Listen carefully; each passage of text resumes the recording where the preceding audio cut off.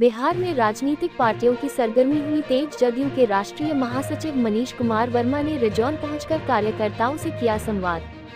बिहार में आगामी विधानसभा चुनाव को लेकर बिहार की राजनीतिक सरगर्मियां अब उफान मारने लगी है।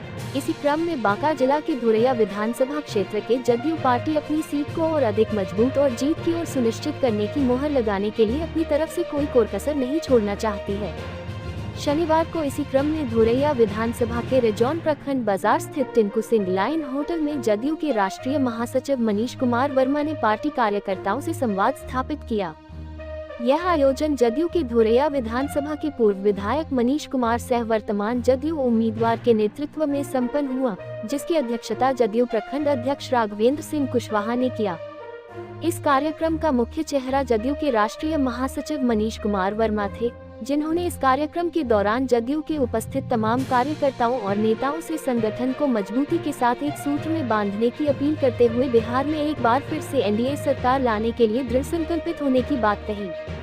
उन्होंने उपस्थित कार्यकर्ताओं को संबोधित करते हुए कहा, समय अल्प है और काम ज्यादा। हर गांव गली मोहल्ले में सरकार की विकास की योजनाओं से लोगों को अवगत कराए। सरकार द्वारा प्रदत्त विकास कार्यों के साथ साथ जन समस्याओं को भी सुने जाने, समझे और सुलझाएं। उन्होंने कहा, बांका की इस पावन ऐतिहासिक धरती की धुरैया विधानसभा में आप लोगों के बीच मुझे पहली बार आने का अवसर प्राप्त हुआ है। यहाँ संगठन की मजबूती और आप लोगों का प्यार देखकर बेशक मुझे विश्वास है कि यहाँ फिर से एक बार पूर्व विधायक मनीष कुमार उनकी कर्मभूमि धुरैया विधानसभा की जनता की सेवा में कृत संकल्पित की राह को फिर से एक बार प्रशस्त कर उन्हें यहाँ से विजय रथ पर बिठाने में कामयाब होंगे। इस कार्यक्रम के दौरान पूर्व विधायक मनीष कुमार ने अपने संबोधन में कहा कि मैं अपनी जनता की सेवा में हमेशा दृढ़ संकल्पित था हूँ और रहूंगा।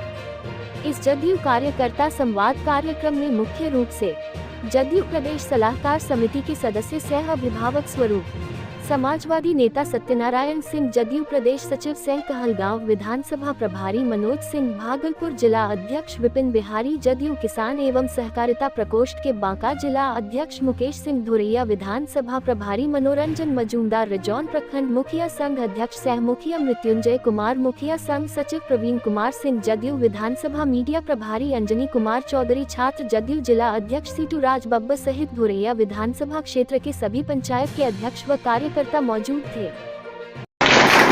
मैंने आंकड़ा दिया 55% और 80%। मैं दावे के साथ कहता हूं कि आपका भी इस बार अलग तरह का सहयोग रहेगा, तो वही 80% इधर पलट जाएगा और 55% इधर चला जाएगा। अगर वो सहयोग रहा तो स्वाभाविक 80% भी पार कर जाएगा। हमारे लोगों में इतनी ताकत है, हमारे लोगों में इतनी उत्साह है। ठीक ही कहा हमारे साथियों ने कि प्रशासनिक लचर पचर, बोलने में बोल दिए, ठीक ही कहे वो। मैं वो व्यवस्था रखा था और आप तो खुद जानकार है।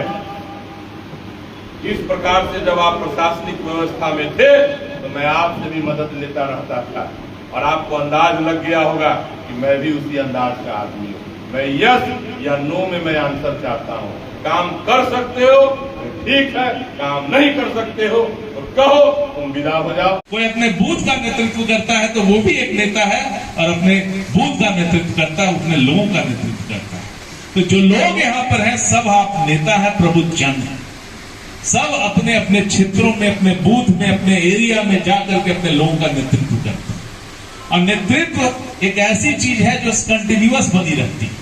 इस समाज में नेतृत्व का अभाव हो जाता है तो समाज विखंडित हो जाता है। तो मुझे खुशी है यहाँ नेतृत्व की कोई कमी नहीं है, और आगे भी भविष्य का नेतृत्व आप लोग ने तैयार करके दिया है। ये और भी खुशी की बात है। जो युवा साथी हमारे यहाँ पर है वो हमारे भविष्य के नेतृत्व है, और यही चीज हम चाहते हैं कि जनता दल की जो धारा है, जो समाजवादी विचारधारा है, 1934 में पटना में कॉन्फ्रेंस हुआ और उस समय से वो समाजवादी विचारधारा ने जोर पकड़ा।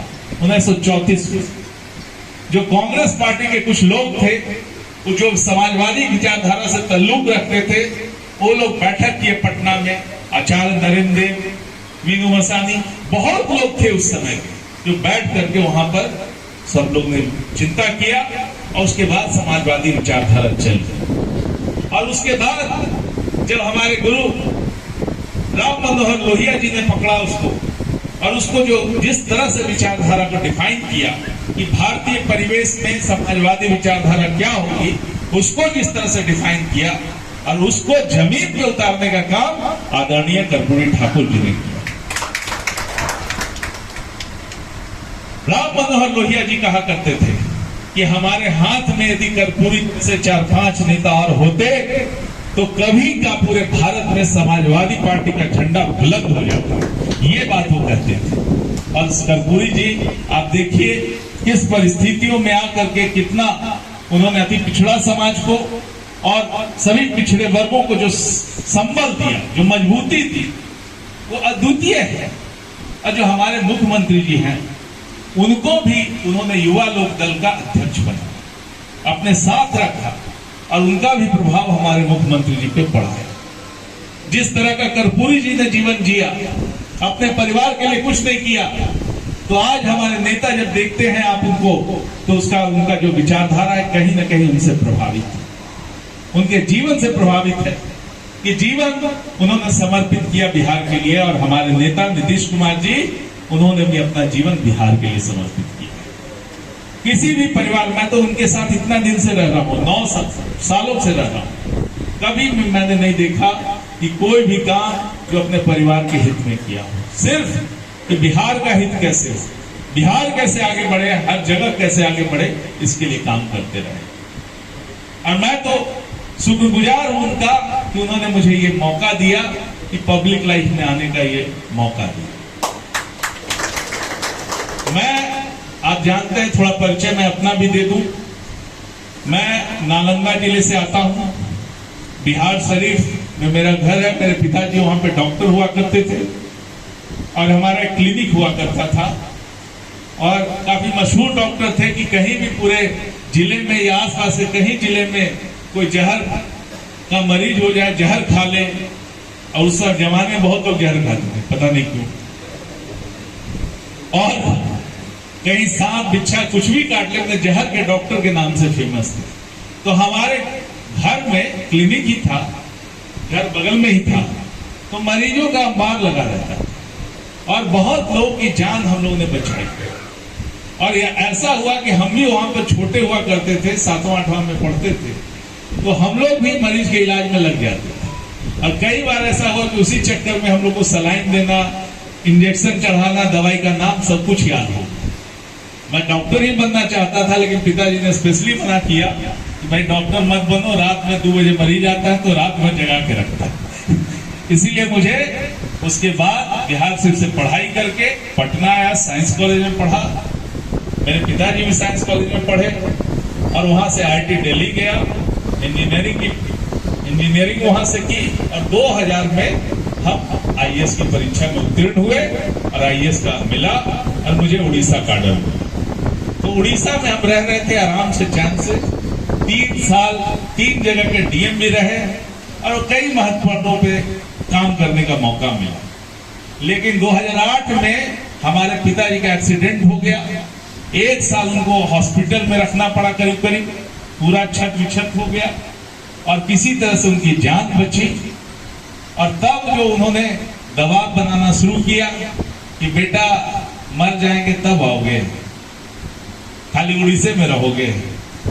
अब इतना ही सब बात सुन करके फिर हमने प्रयास करना शुरू किया। काफी प्रयास के बाद यहाँ पर मुझे आने का मौका मिला और ऐसा मौका मिला कि जाने का ही मौका नहीं मिला, यहीं का यहीं होके रह गया।